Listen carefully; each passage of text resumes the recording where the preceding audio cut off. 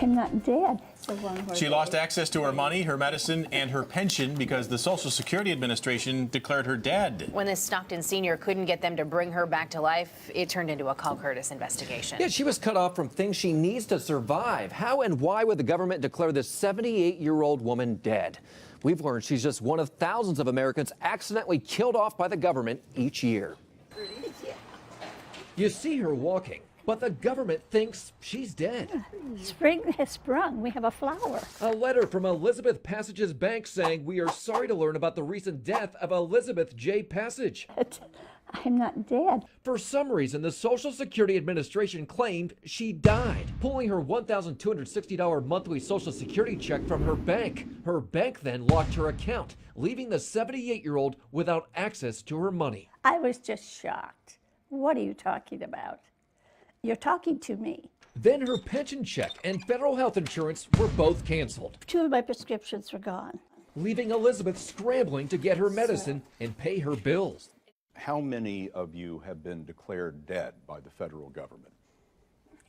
All of you. Earlier this year, 60 Minutes profiled these 4 Americans, including Judy Rivers. She says the mistake cut off her access to $80,000 she had in her bank account and landed her in jail when a clerk suspected she was trying to use a dead woman's bank card. Well, for a time, I lived in my car, and I couldn't get an apartment.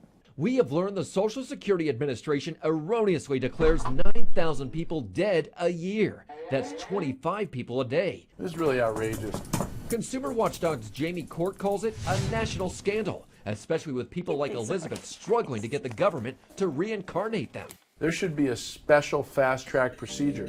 So how do mistakes like these happen? We've learned when somebody dies, hospitals, funeral homes, banks, and families are among those who pass along the death information to Social Security. The death ends up on something called the Death Master File, which is used to make sure checks aren't going out to the dead.